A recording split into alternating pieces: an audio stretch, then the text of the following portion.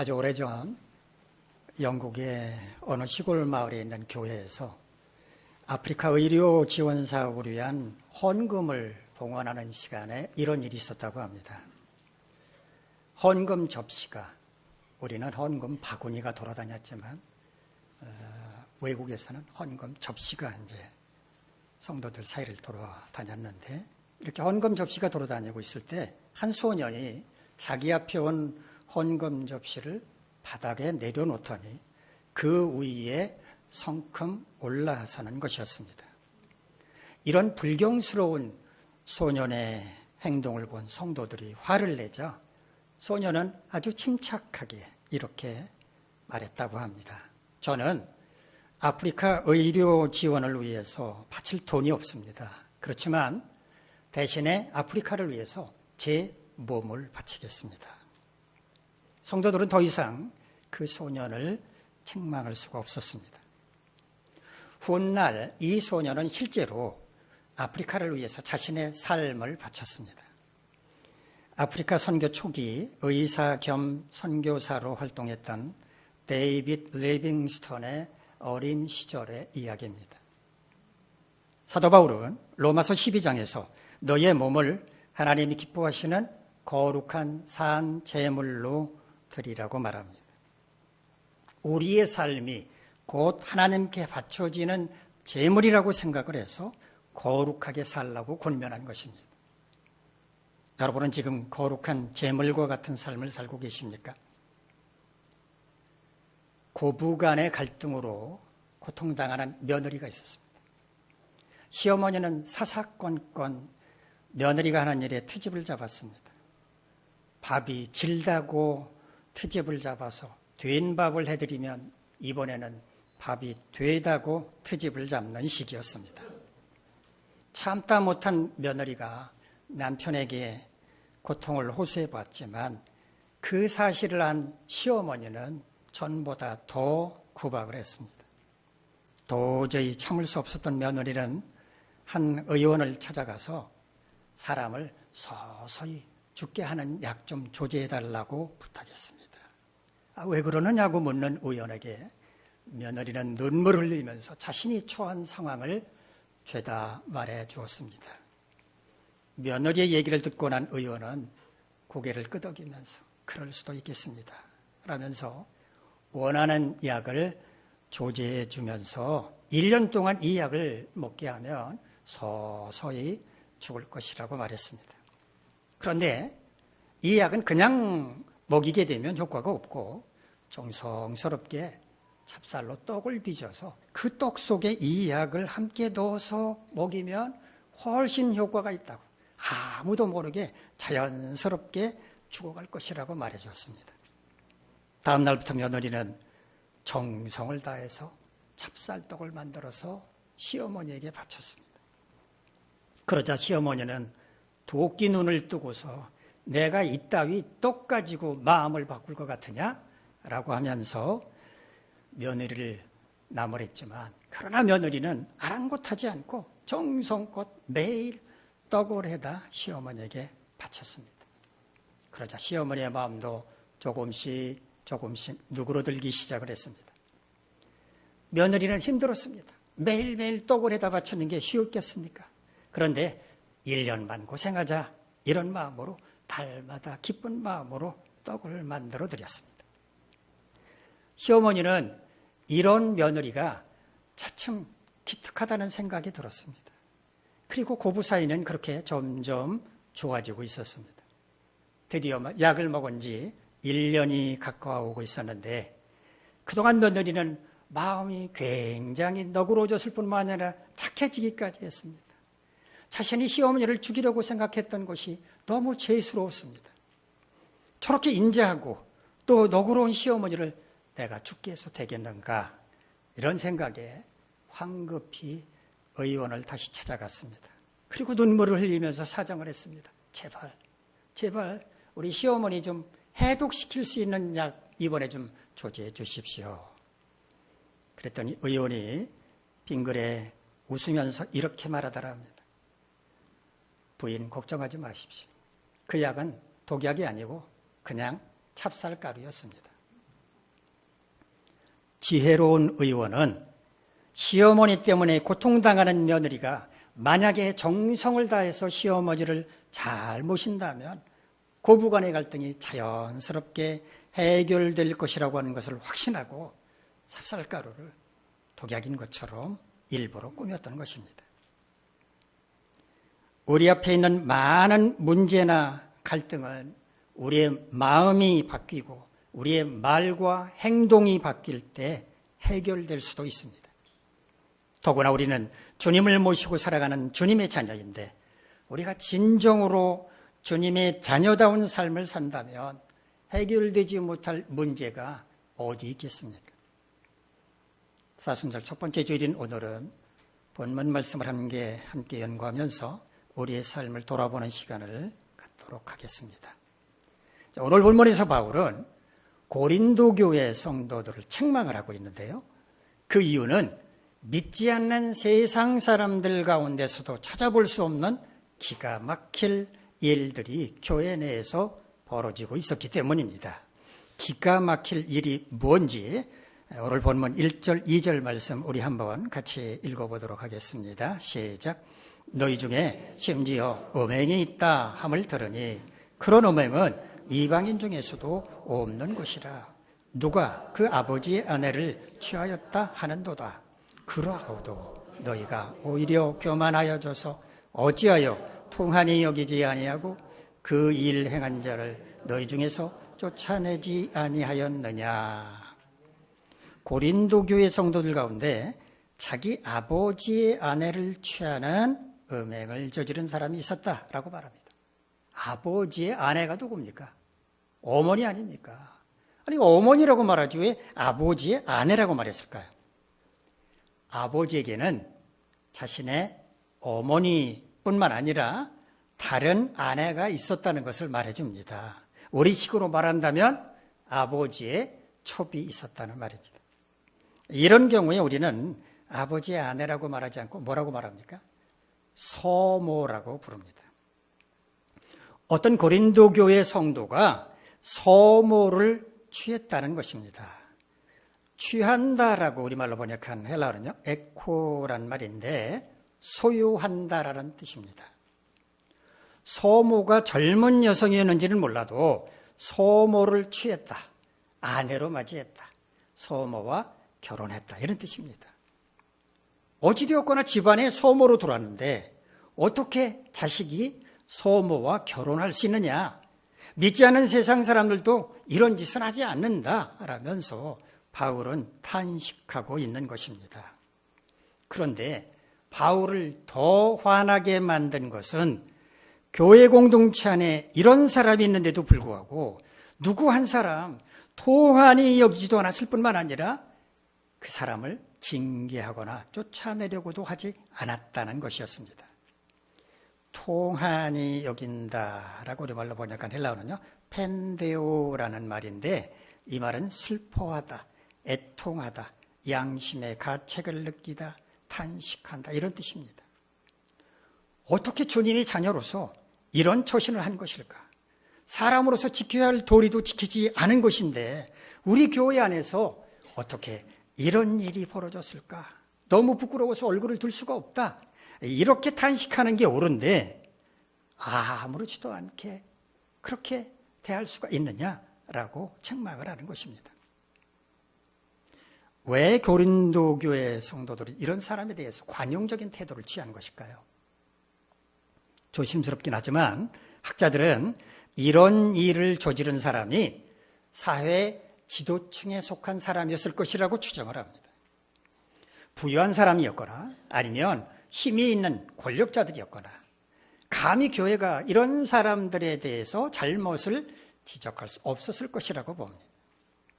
6절 말씀을 보면 심지어 그런 짓을 벌인 사람이 교회에 있다는 것을 자랑했다라고 말하는데 음행의 당사자가 스스로를 자랑했다라는 말이 아니라 교인들이 이런 사람이 우리 교회에 있다라고 하는 것을 자랑했다라는 말입니다. 그러니까 사회 지도층이었거나 부유한 사람이었거나 우리 교회는 이런 사람이 있어요 라고 자랑을 했다는 의미입니다. 이어지는 말씀을 보면 바울은 이런 사람을 사탄에게 내어주었다라고 말합니다. 당시 사회에서 사탄에게 내어주었다라는 말은 교회 공동체로부터 추방했다는 의미였습니다. 사탄이 지배하고 있는 세상으로 내보냄으로써 육체적인 질병이나 고통을 당하게 한다라는 의미로 이런 말을 썼습니다. 그런 고통을 통해서라도 그가 진정으로 회개할 수 있다면 그는 마지막 날에 구원을 받을 수 있을 것이라고 말합니다. 자, 그런데 바울은 누룩 이야기를 합니다. 우리 본문 7절로 8절까지 말씀 화면을 보면서 한번 같이 읽도록 합시다. 시작. 너희는 누룩 없는 자인데 새 덩어리가 되기 위하여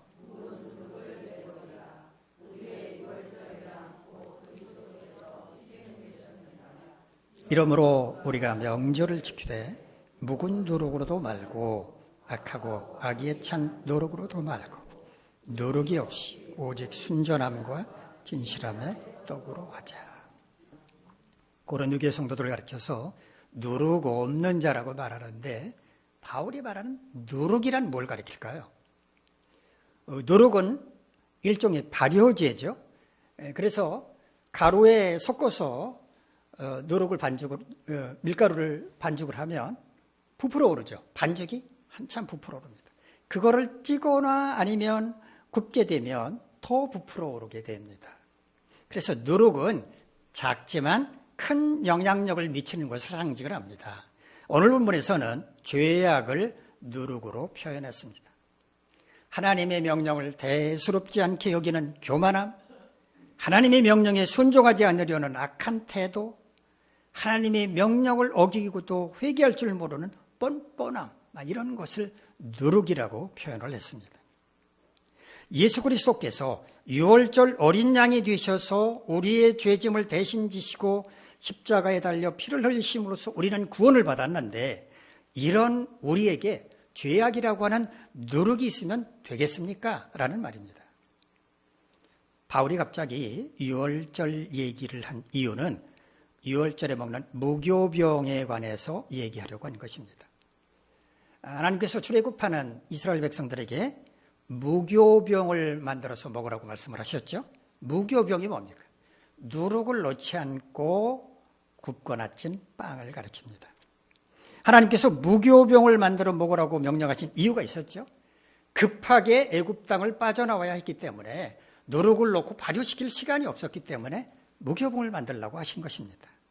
그 이후로도 유월절에는 무교병을 먹어야만 했습니다.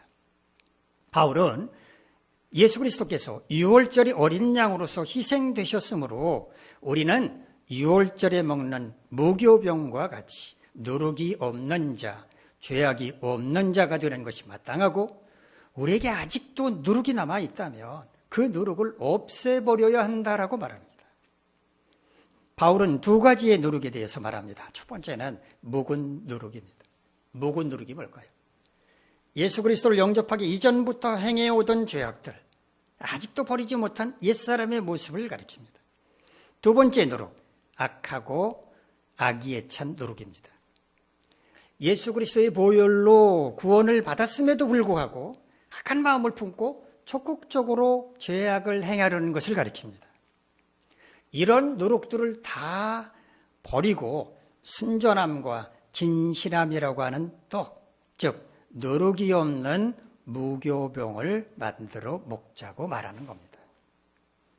예수 그리스도께서 유월절 어린 양으로 희생되셨으므로 우리는 유월절의 무교병과 같은 삶을 살아야 한다는 것입니다.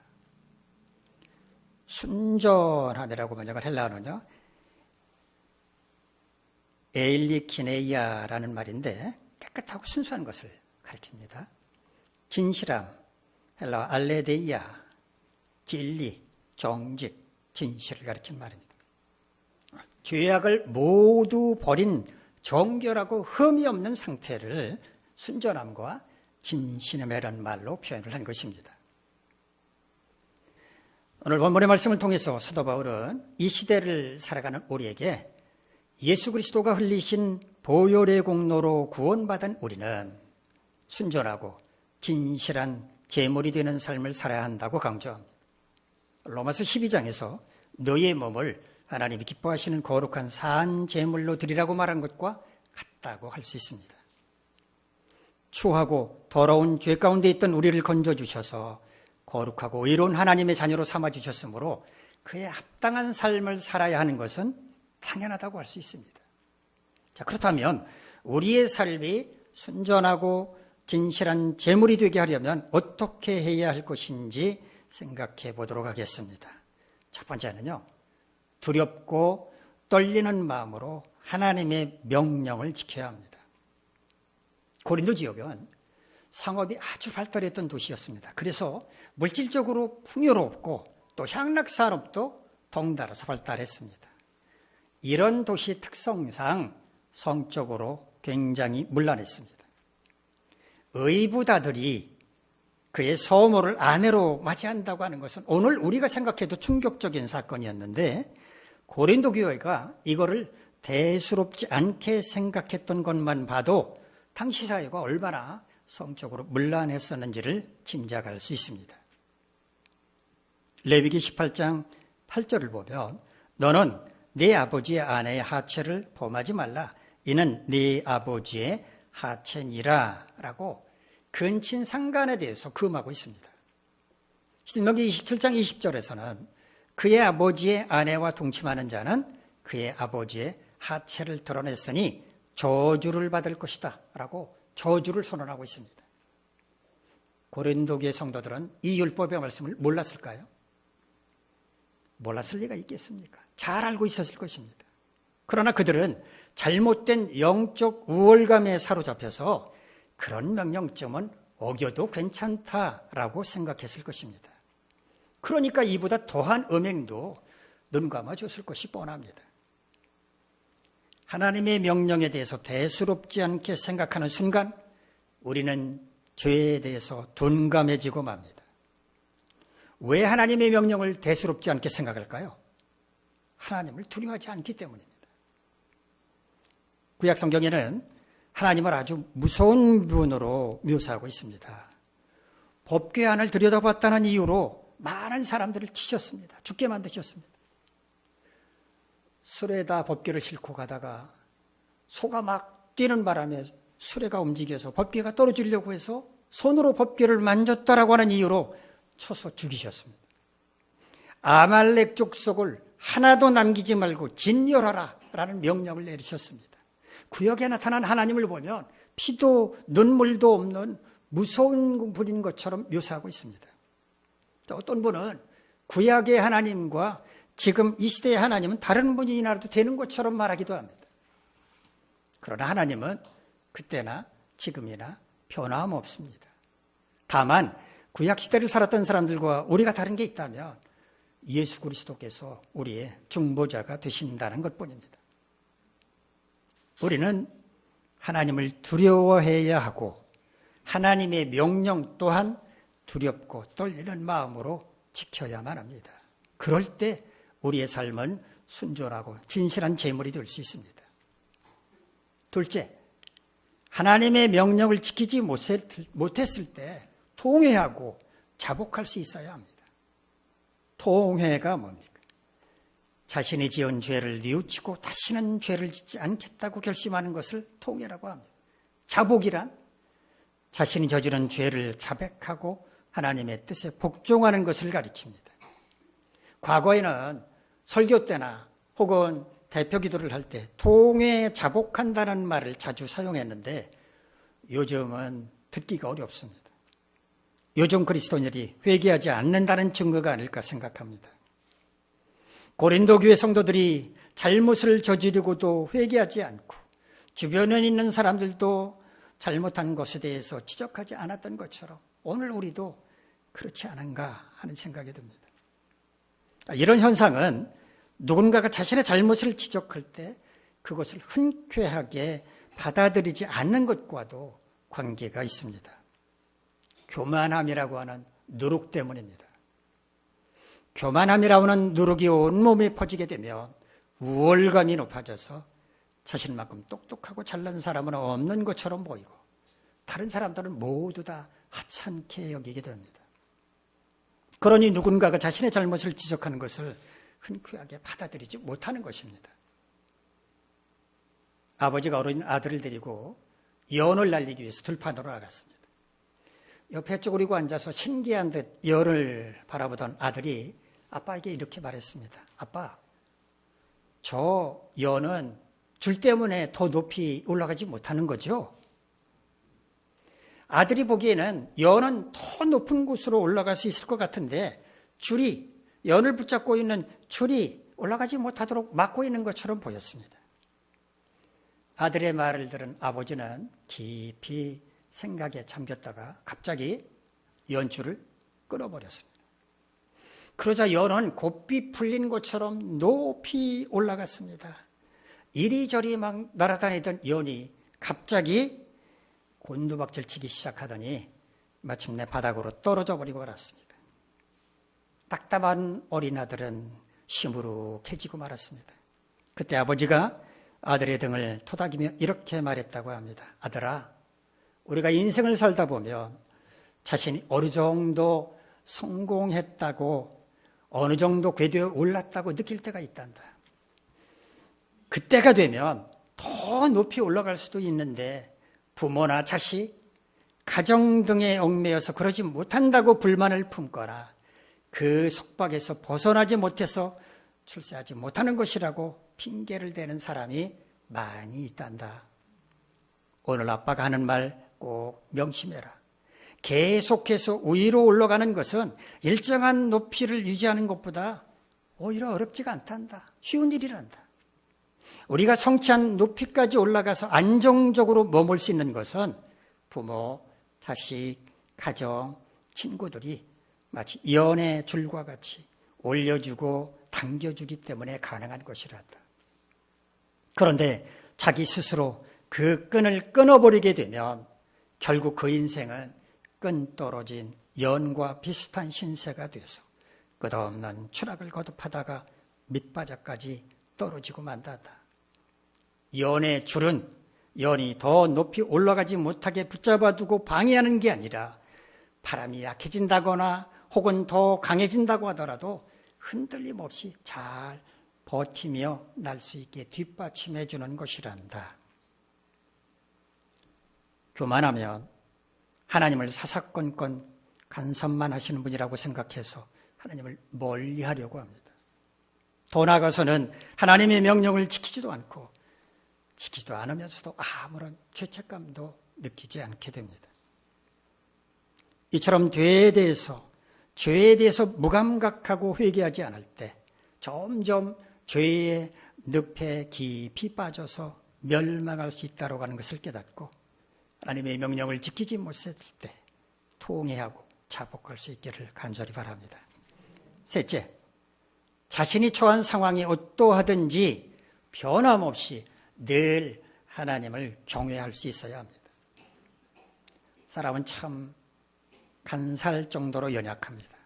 어렵고 힘든 상황에서는 오직 주님밖에 없습니다 라고 매달리다가도 상황이 좀 나아지면 언제 그랬냐는 듯 태도가 달라집니다. 하나님이 도와주시면 좋지만 도와주시지 않는다고 해도 내 힘을 얼마든지 잘 살 수 있습니다 라면서 느긋해지고 도도해지고 교만해집니다. 어느 목사님이 코로나로 힘들어하는 어떤 성도의 가게를 찾아갔습니다. 그 성도는 목사님을 반갑게 맞아주었고 목사님의 간절한 기도에 눈물까지 흘렸습니다. 다행히 코로나 상황이 나아지면서 손님들이 늘자 가게는 슬럼프에서 벗어날 수 있었습니다. 가게가 잘 된다는 소식을 들은 목사님 기쁜 마음으로 다시 그 성도의 가게를 찾아갔습니다. 정말 많은 손님들이 붐비고 있었습니다. 바쁜데 혹시 방해가 되지 않을까 그냥 올까 생각하다가 그래도 얼굴이라도 보려고 그 성도를 찾았습니다. 그런데 그 성도의 안색이 전과 같지 않았습니다. 그다지 반가운 기색도 아니었습니다. 뭐하러 왔나? 이런 태도였습니다. 지금 바빠서 그러니까 잠시만 기다려달라고 말했지만 목사님은 슬그머니 그 가게를 빠져나오고 말았습니다. 사람들은 대개 자신이 힘들고 어려울 때 누군가가 관심을 갖고 보살펴주면 고마워합니다. 그러나 상황이 호전돼서 아무 어려움이 없게 되면 자신에게 관심 갖는 걸 귀찮아합니다. 이건 어린아이나 다름없는 얄팍한 처신입니다. 입에 달면 삼키고 쓰면 뱉는 태도이기 때문입니다. 성숙한 사람은 어떤 상황에서나 변함이 없어야 합니다. 더구나 하나님의 자녀인 우리는 그래야 마땅합니다. 하나님을 경외하는 것도 마찬가지입니다. 하나님의 도우심이 필요할 때는 하나님을 경외하다가 하나님의 도우심이 더 이상 필요 없을 때는 하나님을 등한시 여긴다면 하나님께서 얼마나 서운하시겠습니까? 하나님은 어제나 오늘이나 내일이나 영원토록 변함이 없으신데 우리는 상황에 따라 변하면 되겠습니까? 우리는 어떤 형편과 상황에 처하게 되든지 변함없이 늘 하나님을 경외할 수 있어야 합니다. 그래야 우리의 삶이 순전하고 진실한 죄물이 될 수 있습니다. 과학이 발달하면서 세상은 점점 편리해지고 있습니다. 물리적인 공간, 디지털적 공간, 생물학적 공간의 경계가 허물어지는 기술 융합의 시대인 4차 산업혁명, 현실과 가상세계를 넘나드는 메타버스, 사람과 대화가 가능하고 사람을 대신해서 장문 번역까지 가능한 챗 GPT가 선을 보이고 있기도 합니다. 이러다가 인간의 설 자리는 없어지는 것 아닐까 걱정이 되지만 아마 그런 일은 일어나지 않을 것입니다. 왜냐하면 그건 하나님의 뜻이 아니기 때문입니다. 세상이 어떻게 변하든지 우리는 하나님 앞에서 순전하고 진실한 제물이 되어 살아가야 마땅합니다.